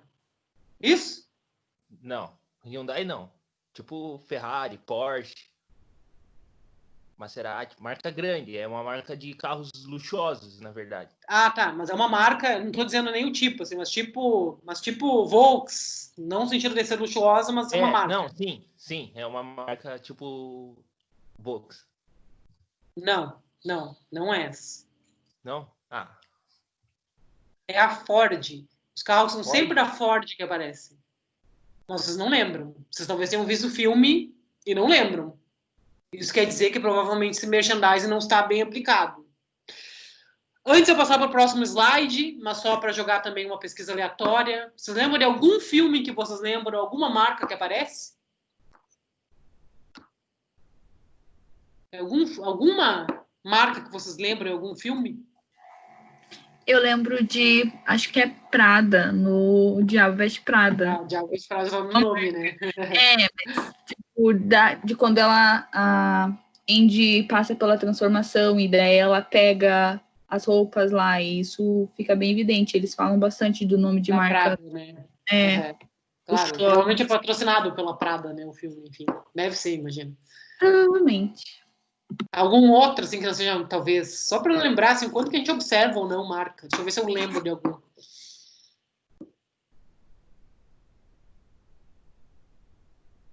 Porque isso é merchandising. A ideia é que reste. Sei lá, vocês não lembram de algum filme, alguém usando um iPhone? No Toy Story, O que aparece no Toy Story? o Pizza Planet, O que é isso? que é a pizzaria lá, a parte de brinquedos e no primeiro filme. Eu nem sei. Eu vi o filme, mas não lembro. Isso é uma marca real, é isso? Se eu não me engano, é. Uma pizzaria real que aparece dentro do... E talvez até, sei lá, o cabeça de batata que aparece no filme, né? Já é um brinquedo que existia antes do Toy Story, né? Ô, professora, eu lembrei de um aqui que Pode aparece nos Vingadores, que é aquele sorvete. Eu não sei pronunciar muito bem, mas é Ben Jerry. Ah, e aparece no filme? Eles falam, tipo, eu tentei... É que é um pedacinho que ele fala assim, tipo, eu tentei cortar lactose, mas a Ben Jerry lançou o sorvete Hulk Farlento lá, não lembro. Nossa, Mas, super explícito, assim. Tipo, totalmente. Uhum. Então, Carlson, por que tu acha que tu lembra dessa marca? Porque eles falam? Tu deve ter visto o filme várias vezes, não? Também. Mas é que, sei lá, eu acho que é porque eles falam e eu já conhecia a marca, né? Daí eu fiquei imagina eles lançam mesmo, tipo, um sorvete do Hulk, do Homem de Ferro, do Thor, sei lá. Dá vontade de comprar, talvez. Sim. Mas talvez, provavelmente, é isso que eu tô provocando vocês a pensarem. Tem várias marcas que vocês já viram e nem lembram. Assim como milhões de consumidores nem lembram, né? Então, isso nos leva a pensar sobre o funcionamento do merchandising no nosso cérebro, tá? Que é isso que o neuromarketing está falando. Outra ideia que eu queria colocar para vocês, né? Então, agora também eu estou voltando a exemplos, que eu considero bastante interessantes. Tudo isso são constatações do neuromarketing, tá? A outra ideia, a outra constatação que as pesquisas do neuromarketing chegaram, eu achei super legal isso, super interessante, notaram que existem o que se chama de neurônios espelho. O que esses tais neurônios espelhos fazem? São neurônios que nós todos temos no nosso cérebro, que eles notaram que faz o seguinte, ó, quando nós assistimos alguma coisa, quando nós vimos alguma coisa, tem um tipo de neurônio, que é o que eles chamam de neurônio espelho, que funciona como se fosse um espelho. Que quando a gente vê alguma coisa, é como se esses neurônios fizessem as mesmas atividades. Por exemplo, o exemplo que o Lindstrom nos dá é esse. Todo mundo sabe, espero que vocês sabem, que quando a gente vê alguém bocejar, o que acontece com a gente? Vocês sabem disso, né? A gente boceja também. A gente boceja também. Quando eu falei em bocejar, não deu vontade de bocejar? Não. Nem um pouquinho, assim. Eu fiquei com vontade de bocejar. Se eu começar a pensar muito, eu vou começar a bocejar. Quando a gente pensa em coceira, não dá... Começa a pensar em coceira, não dá vontade de coçar? Dá. Estão pensando nisso? Pensa em coceira. Pensa numa coceira na cabeça, não tá começando a dar vontade de coçar a cabeça?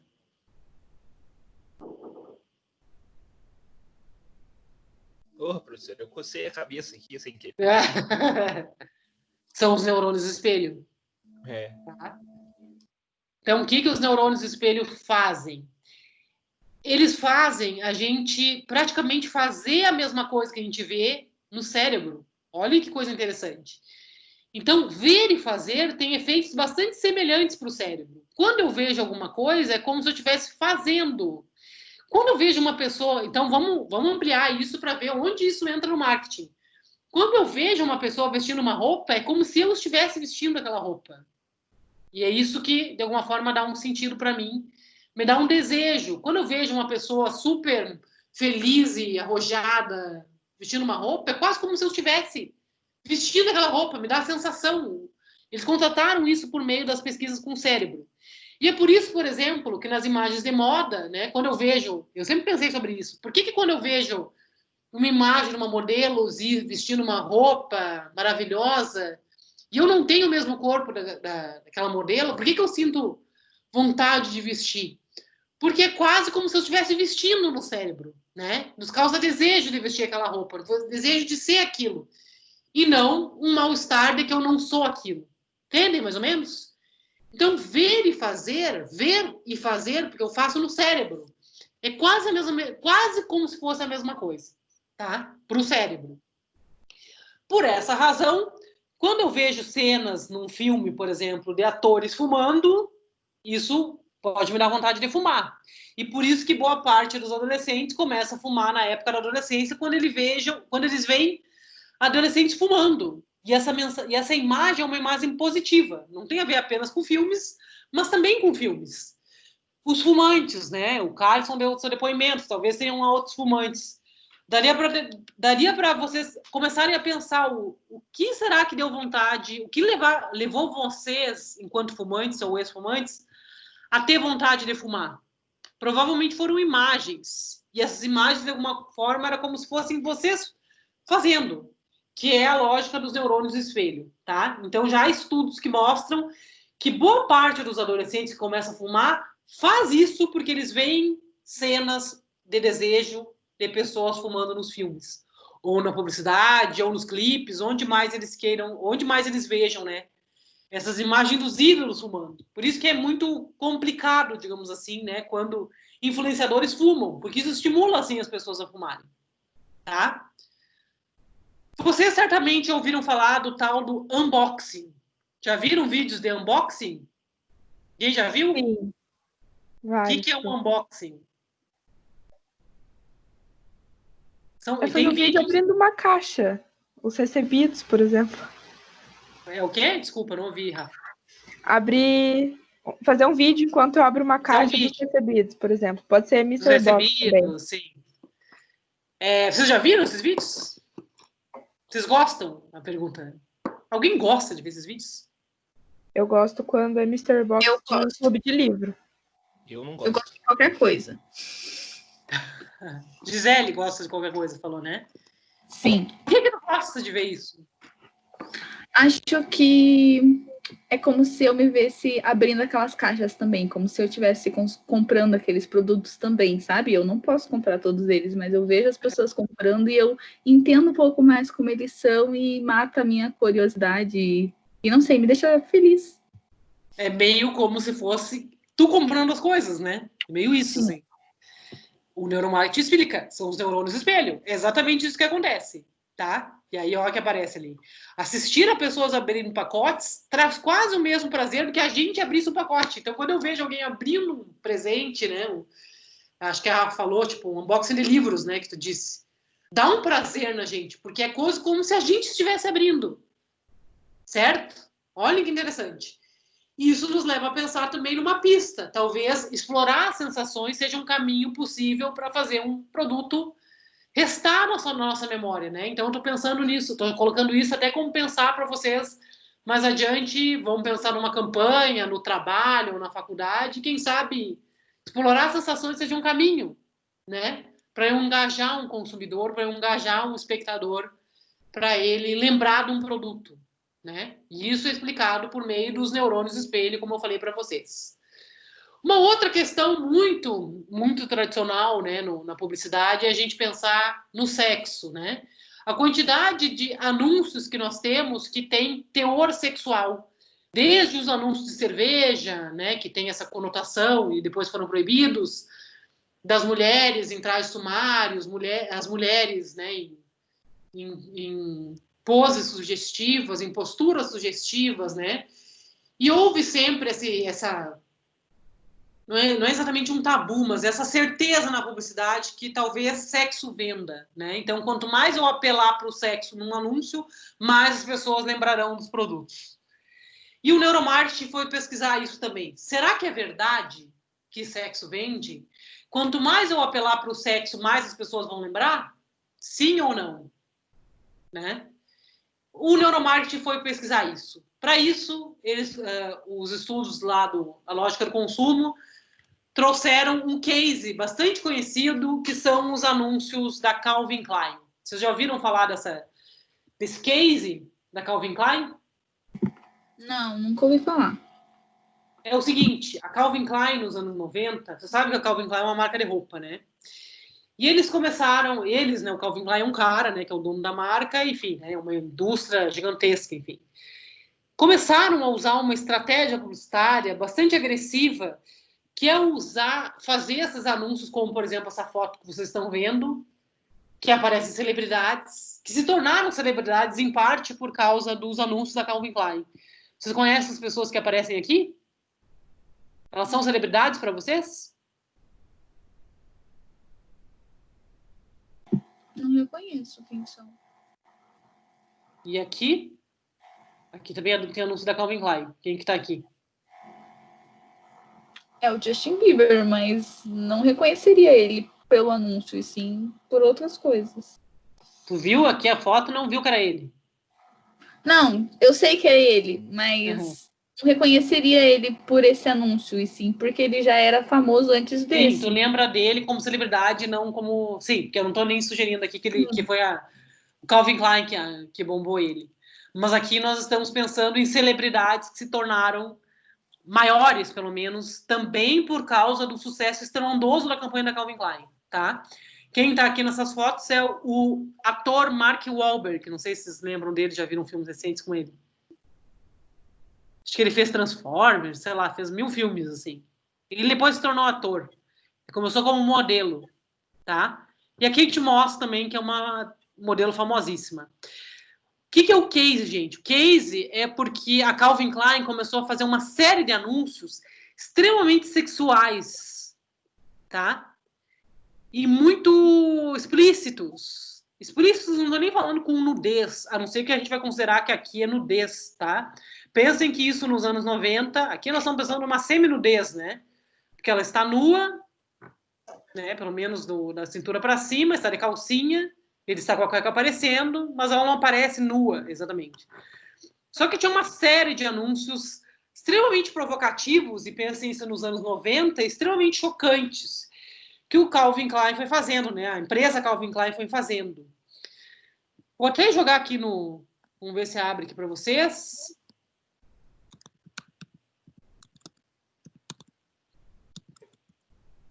Tá, vocês estão vendo a minha tela ou não? O meu navegador? Aparecendo ou não? Ainda. Os slides, tá? É porque eu não abri.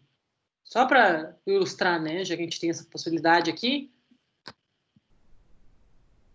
Só para vocês saberem o que eu estou falando, tá?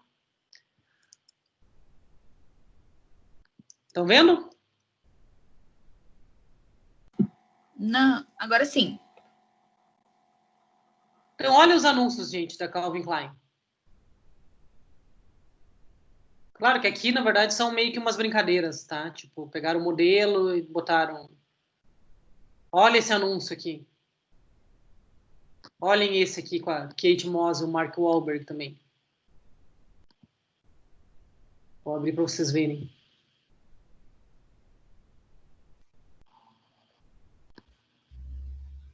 Me falem as impressões de vocês quando vocês verem esses anúncios. tá? Imagino que nós estamos em 2020. Mas pensa que isso vai surgir lá nos anos 90, tá? Espera aí que fechou aqui.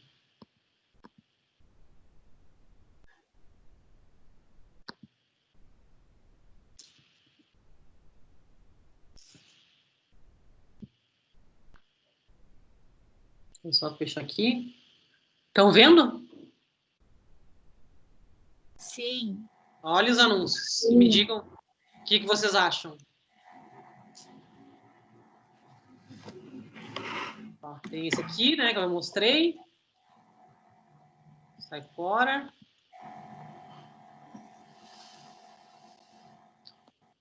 Abre. Olha esse.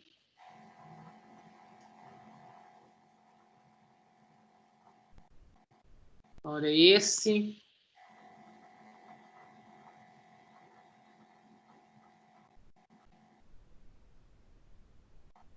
Tô nem entendendo o que é isso, é uma perna? É. Na frente da pessoa?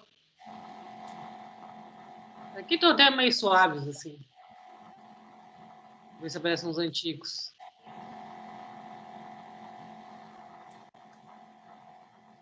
Olhem esse. Esse aqui é anos 90, tá? O que vocês me dizem? Vocês acham o quê?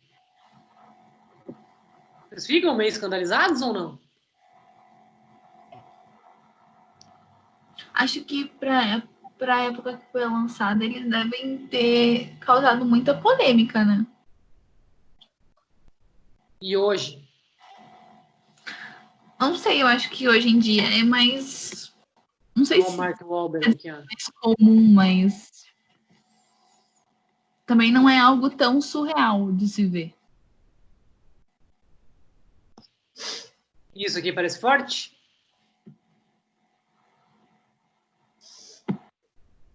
Mas enfim, estou só ilustrando, só para vocês terem um pouco a noção, assim, da história da publicidade mesmo, né? Enfim, se vocês forem jogar, vocês vão achar vários, tá? Muitos. Vou voltar lá. Então, esse case, porque assim, por que é um case? Porque foi uma série de anúncios publicitários, né, que deram super certo. Tanto que vocês viram ali que tem uma hashtag naquele anúncio ali, não sei se vocês viram, que é My Calvins. Chegaram a ver? Aparecia lá. Sim. Que até no anúncio do Justin Bieber aparece aqui, ó, My Calvins, estão vendo? E por que esse My Calvins, gente? É porque deu tão certo. E a Calvin Klein bombou tanto, cresceu tanto o seu número de vendas, por causa também desses anúncios, que acabou que Calvin Klein virou um sinônimo de jeans, porque, na verdade, aqui eles estão anunciando jeans, tá? Que nem se falava antigamente calça Lee, não sei se vocês vão lembrar disso, provavelmente não, né? Mas eu me lembro que nos anos 80, né, eram poucas marcas e a calça Lee virou um sinônimo de calça jeans. Então, quando se dizia assim, tipo, veste a calça Lee queria dizer calça jeans. E acabou que bombou tanto que Calvins virou um sinônimo de calça jeans. Isso é levado em consideração aqui para tentar mapear se, afinal, sexo vende ou não, né? Ou seja, todo esse sucesso da Calvin Klein se deu por causa do apelo sexual que esses anúncios tinham. Fazendo os estudos do neuromarketing, chegaram à conclusão que era menos o sexo e mais a polêmica. Porque todos esses anúncios foram extremamente polêmicos na sua época. Inclusive, tinha alguns anúncios, gente, até não apareceram ali, que havia alguma polêmica de pedofilia, porque apareciam modelos que pareciam menores de 18 anos, tá? Em trajes mínimos ou seminus, enfim, né? Que eram, como é que eu vou dizer, meticulosamente escolhidos para a campanha, não eram pessoas com menos de 18 anos, mas eram escolhidos para dar a sensação de menores, entende? No anúncios. Isso cria muita polêmica. Tanto que várias vezes surgiam alguns anúncios, né? E a Calvin Klein era processada, tinha que tirar o anúncio, enfim. Só que mesmo assim começava a vender cada vez mais jeans, porque a polêmica restava. Então, os estudos do neuromarketing chegaram à conclusão que o que vende mesmo é menos o sexo e mais a polêmica, mais o escândalo. por gerar tanto escândalo, acaba que isso resta na mente dos consumidores, tá? Então, aqui está se insinuando uma resposta para se sexo ou vende ou não, tá? Outro elemento importante, celebridades. Será que celebridades são fatores vantajosos para as marcas, né? Porque muitas vezes as marcas gastam muito dinheiro para botar uma celebridade. E os estudos do neuromarketing constataram que nem sempre ter uma celebridade é bom negócio. Por quê? Porque muitas vezes as celebridades desviam a atenção das informações cruciais dos anúncios. Então, às vezes, eu pago uma grana preta para ter uma celebridade e os consumidores acabam gostando do anúncio, mas nem lembram das marcas. Então, tentei me lembrar, por exemplo, do Neymar, que é um garoto propaganda, que aparece em muitas marcas. Vocês lembram quais são as marcas que o Neymar anuncia? Ou vocês lembram mais do Neymar do que as marcas? Conseguem lembrar? Eu lembro mais do Neymar do que das marcas.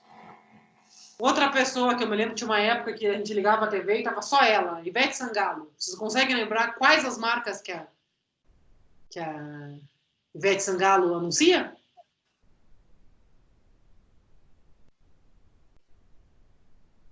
Alguém lembra, gente?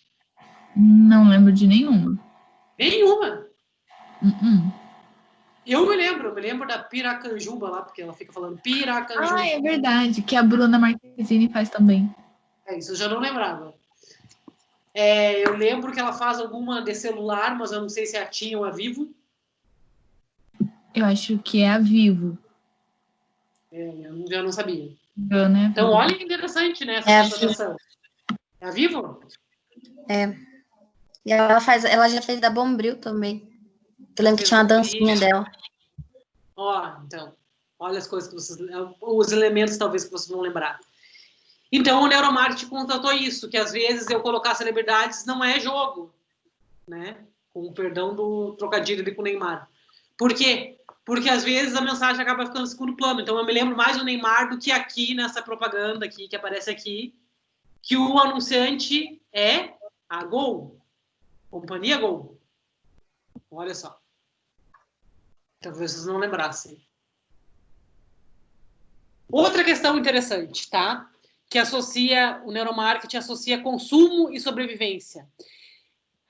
Os estudos notaram o seguinte, que marcas de grande destaque, como, por exemplo, a Apple, sei lá, Nike, Adidas, outras marcas famosas que vocês lembram, Harley Davidson, alguma outra grande marca, assim, que vocês lembram? Que vocês acham que são marcas de muito status? Ferrari, sei lá, podem colocar vários que vocês quiserem aqui. Os estudos do neuromarketing mostraram que marcas que são ligadas a status social, na mente dos consumidores, está ligado ao seu sucesso reprodutivo. Por quê? Porque nós associamos as marcas que nos dão status, porque dar status tem uma associação em eu conseguir outros parceiros sexuais, que tem a ver com o fato de eu conseguir me reproduzir. Tudo isso é um mecanismo inconsciente, tá? Então, nós acreditamos que, inconscientemente, as marcas que promovem status social nos ajudam a nos reproduzir. Isso tudo não é a mente consciente nos dizendo, tá? É a mente inconsciente nos conectando com essas ideias. Então, eu ter um iPhone de última geração, né, como aparece aqui um iPhone que a gente vê, né, por causa das 3 telinhas lá, das 3 lentezinhas lá, de alguma forma está, na minha mente consciente, está criando uma situação de status, conscientemente consigo identificar isso, mas inconscientemente está me associando a uma ideia de reprodução, que inconscientemente está me associando com a minha ideia de me reproduzir e me sobreviver nesse mundo, deixar descendentes do mundo. Entendem, gente? A lógica? Isso o neuromarketing também constatou. Outro elemento importante, já vou dar uma acelerada, porque eu acho que já passei no meu horário, né? O neuromarketing também levantou algumas considerações que dizem respeito ao uso dos rituais na publicidade. Muitas vezes as campanhas publicitárias trabalham nessa ideia de criar rituais. E isso é bem importante, isso é bem interessante e bem importante, porque muitas vezes eu me lembro das marcas por causa dos rituais associados a ela. Aqui aparece um exemplo num case também, que é a Guinness, essa cerveja irlandesa, né? Talvez vocês saibam, em que houve uma campanha publicitária que deu muito certo, porque em lugares que a Guinness não vendia tanto, né? Vocês conhecem a Guinness, certamente, né? Antigamente era a única cerveja mais artesanal, digamos assim, embora não seja uma cerveja artesanal, hoje tem várias. Só que quando tem que servir a Guinness ela criou uma espuma. Vocês estão vendo ali na foto, né? Tá vendo? Que é tipo uma espuma que vai subindo aos poucos, então ela vai... Não vou saber falar o mecanismo, né, técnico do que acontece, mas se eu não me engano, isso é nitrogênio, né? Então a espuma vai subindo até diminuindo aquela espuma, o colarinho vai diminuindo e a pessoa pode beber. Isso leva mais ou menos uns 10 minutos, tá? E isso era um problema para Guinness, porque as pessoas não gostavam, muitas pessoas iam para os bares, iam para os pubs na Inglaterra, na Irlanda, na Escócia, e não queriam beber, não gostavam de comprar Guinness, porque levava muito tempo para elas conseguirem beber. O que a Guinness fez? Criou uma campanha publicitária que investia na ideia de um ritual para o beber, que é essa frase que aparece ali, né? Good things come to those who wait, ou seja, coisas boas, isso na verdade é meio que um ditado. Coisas boas chegam para as pessoas que sabem esperar, que é a espera dos 10 minutos para eu tomar uma Guinness, tá? Que é a ideia da criação de um ritual, e um ritual me cria de alguma forma uma ligação emocional com a cerveja. Entendem a lógica, gente? Então a ideia da criação do ritual é muito importante. Um outro produto em que isso aparece, não sei se vocês sabem, é nos biscoitos, principalmente nesse biscoito aqui, que é o Oreo. Qual é o ritual de comer um Oreo, gente? Um biscoito ou bolacha, não sei como vocês chamam. Vocês têm um ritual para comer Oreo? Eu não sei. Sim, primeiro o recheio, depois as bordinhas. Eles precisaram isso. Tem 2 tipos de rituais.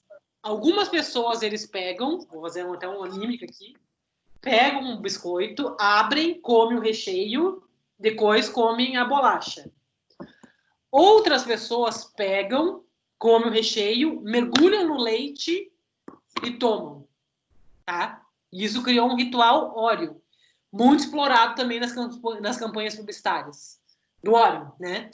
Por que os rituais são importantes? E aí, os estudos do neuromarketing dizem assim, que quanto mais imprevisível o mundo se torna, mais nós buscamos ter uma sensação de controle das nossas vidas, mais nós gostamos de rituais, tá? Então, aqui está entrando uma outra pista.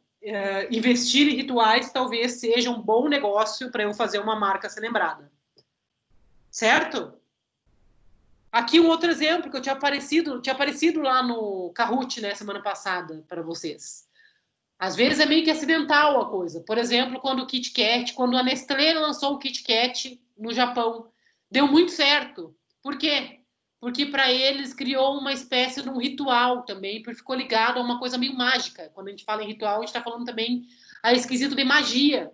Porque a palavra Kit Kat, no japonês, lembra muito a expressão que quer dizer ganhar na certa, tá? E por isso o Kit Kat acabou virando para os japoneses uma espécie de biscoito da sorte, digamos assim.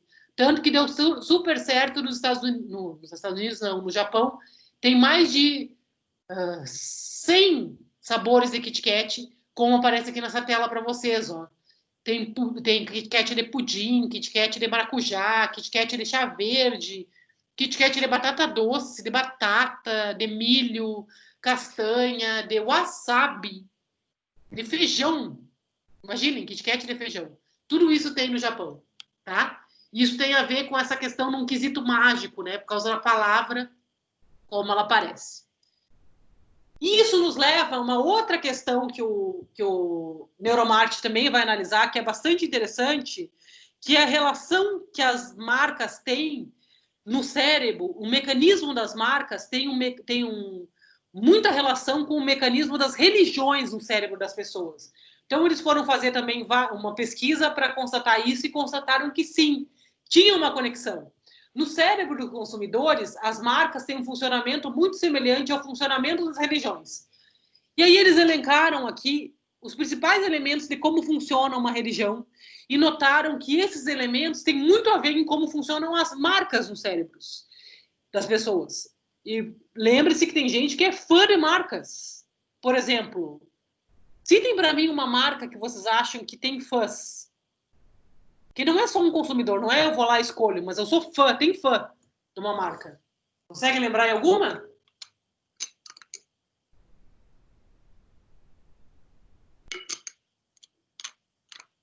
Que talvez tenha gente muito propensa a gastar grana. A Apple é uma.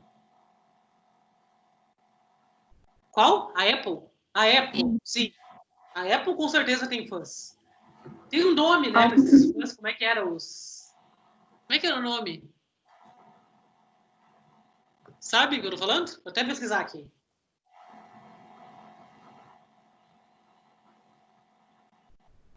Alguém falou outra marca?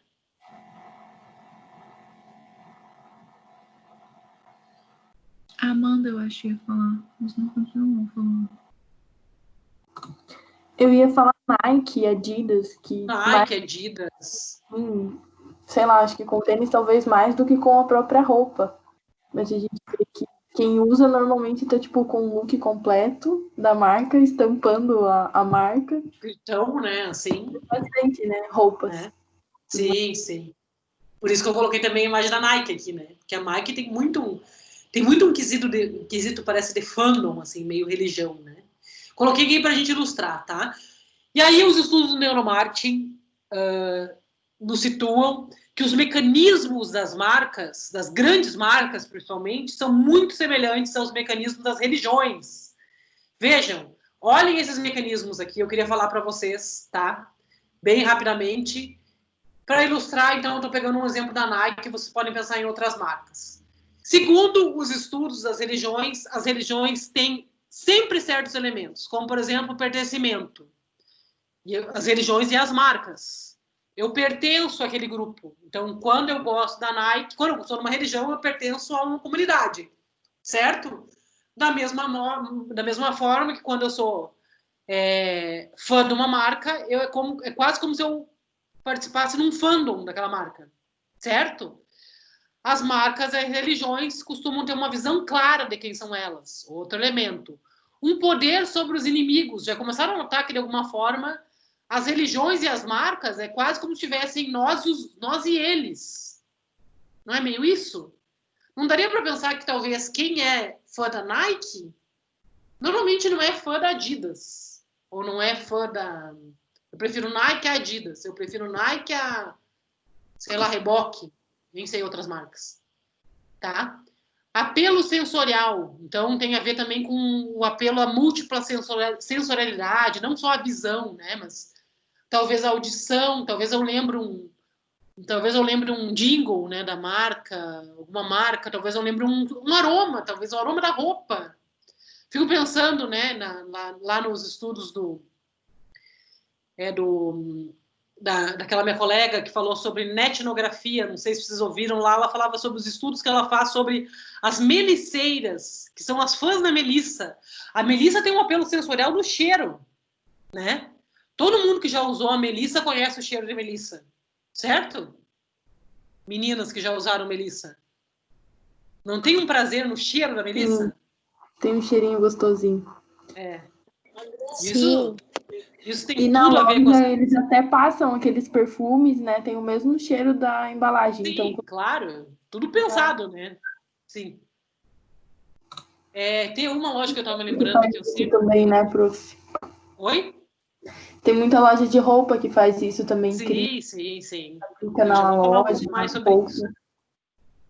Então, esse apelo sensorial, né? Eu gosto de tocar nas melissas, eu gosto do cheiro das melissas. Narração das histórias. Geralmente as histórias têm... Aliás, as marcas têm histórias, assim como as religiões têm histórias que são contadas.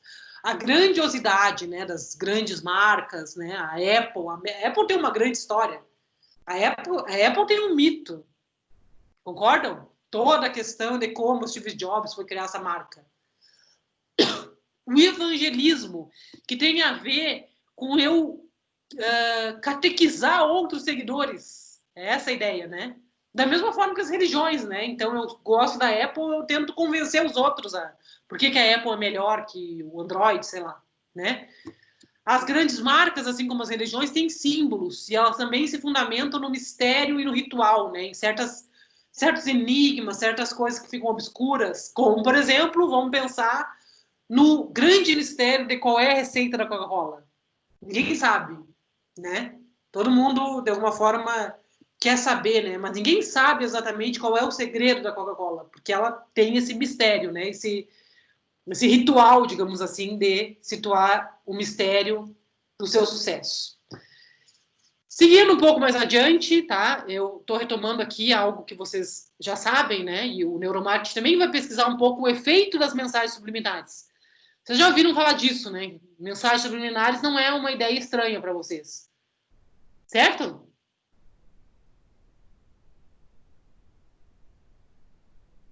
Ok?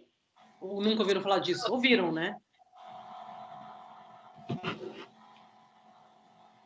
Sim, a gente já ouviu falar. O que são as mensagens subliminares, tá, gente? São mensagens que podem ser de vários sentidos, visuais, auditivos, sensoriais, que estão um pouco abaixo do nosso nível de percepção consciente e que só podem ser decodificadas pela mente subconsciente ou inconsciente. São coisas que eu vejo que chegam até mim sem que eu note, tá? Tô falando um pouco disso por quê? Porque o neuromarketing também vai se atentar a isso. E o neuromarketing, os estudos do neuromarketing vão se atentar aos estímulos sensoriais, né? O que são as coisas que restam pra gente? Será que a imagem é muito forte? Será que a imagem é o nosso sentido mais forte pra gente lembrar de uma marca? O que vocês acham, gente? Quais são os nossos 5 sentidos? Imagem. Quais os outros? Me ajudem. Som. Tato. Paladar e olfato? Paladar e olfato. A gente não tinha falado do olfato ainda, né? Acho que não. Imagem. Era o outro mesmo? Som, tato, paladar e olfato. Beleza. 5. Se a gente fosse pensar, né? Qual que vocês acham que é o mais forte no sentido de qual mais funciona? Para a gente lembrar coisas. Se vocês fossem chutar uma resposta. Se o marketing só pudesse investir em um deles, qual que será que é mais forte? o olfato? O olfato. Gisele está certa, tá? E isso pelos estudos do neuromarketing, certo? Mas nós tendemos a imaginar que o visual é o mais forte, né? Tanto que por isso nós, por exemplo, investimos tanto em logomarcas, achamos que logomarcas são tão importantes. E às vezes nem tanto assim. E aí os estudos do neuromarketing mostraram o seguinte: diferente do que muitos acreditam, há estudos que mostram que as logomarcas são muito menos efetivas do que nós imaginamos. E é por isso que a propaganda subliminar é efetiva. Por quê? Porque as mensagens subliminares chegam na gente sem a gente saber que elas estão chegando. Né? Então, eu estou mais propensa a ser atingido pela mensagem publicitária. Vamos falar um pouco mais sobre essa ideia do branding sensorial, né? O marketing sensorial. Os estudos do neuromarketing mostram que a logomarca, como eu falei, talvez seja um elemento menos poderoso da mensagem publicitária. As marcas costumam ser lembradas, especialmente quando estão associadas a outros estímulos, como a audição ou olfato. E mais ao olfato do que a audição, tá? Ele seria, assim, o mais forte. Exemplos de como esse branding sensorial está no meio da gente, tá? Já está sendo apropriado. O tato, por exemplo. Aqui está uma foto numa loja da Gap, né? Poderia ser uma outra loja, mas tem várias lojas que funcionam assim.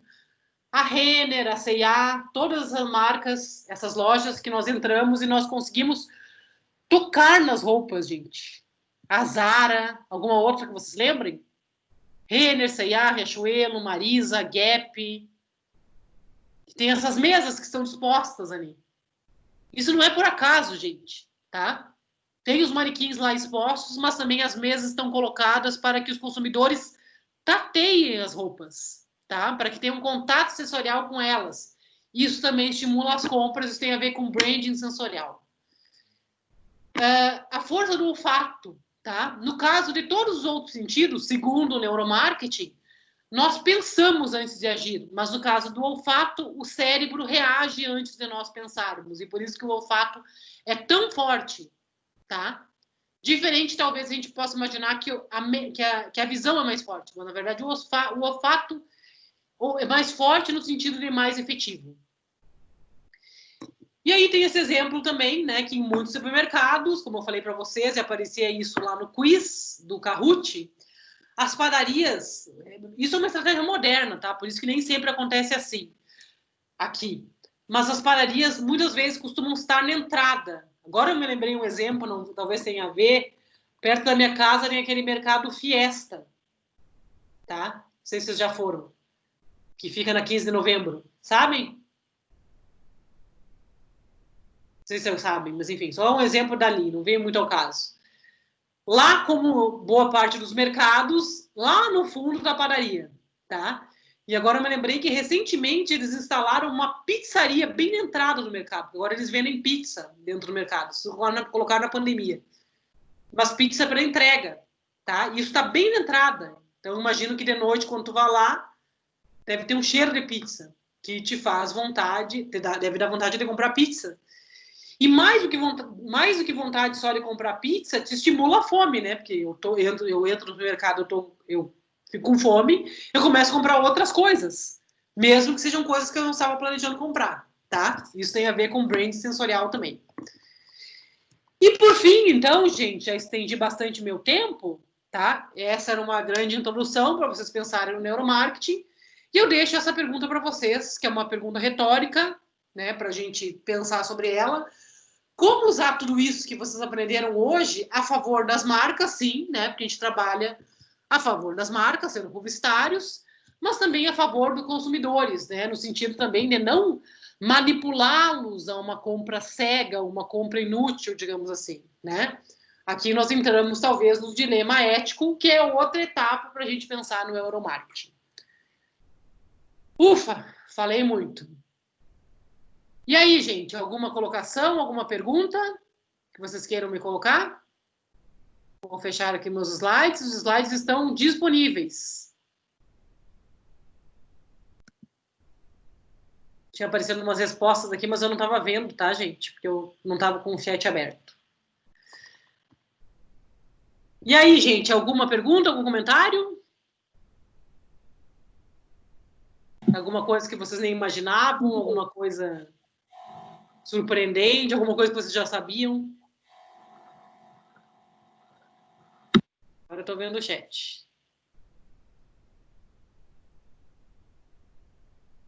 Ok, gente, até aqui? Sim. O Léo falou que não também, tá tudo Eu vi, ok. agora eu tô vendo o chat. O Bruno, o Leonardo, agora eu tô vendo. Então, gente, muito obrigada por vocês virem. Eu coloquei lá no fórum também, tá? Tá lá no AVA. Esse foi a nossa última aula presencial, que não, de novo, tô falando presencial, não é presencial, nossa última aula expositiva, tá? Dessa disciplina, conforme o nosso cronograma, a gente está terminando bem no cronograma certinho, sem faltar nenhuma aula e sem falhar o cronograma inicial, tá? Nós nos encontramos ainda, tá? Amanhã ainda tem a última avaliação que eu vou postar para vocês. Eu vou fazer uma atividade que tem a ver com etnografia. Até amanhã eu posto para vocês e aviso. E semana que vem, gente, lembre-se, a gente tem o nosso último encontro na quarta-feira, lá na atividade do módulo, tá? E lá eu vou estar avaliando vocês dentro da apresentação da análise SWOT. Certo? Todo mundo está ciente aqui? Certo, prof. Prof, só uma dúvida. Como a gente vai apresentar o plano de comunicação inteiro para a Ivana, ela disponibilizou 25 minutos para cada equipe. na parte de análise SWOT, a gente deveria, então, dar mais ênfase para você poder avaliar também, certo?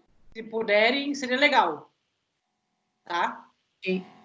É porque a gente também tinha feito a análise por escrito, se eu não me engano, todos os grupos fizeram para a gente entregar para o professor. Você também... pode mandar para mim também.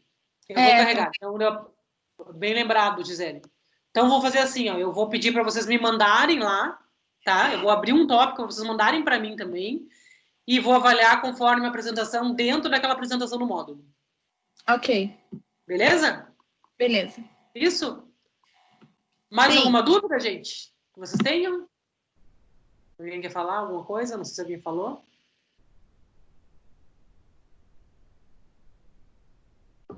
Então, isso. Vou encerrar a gravação aqui.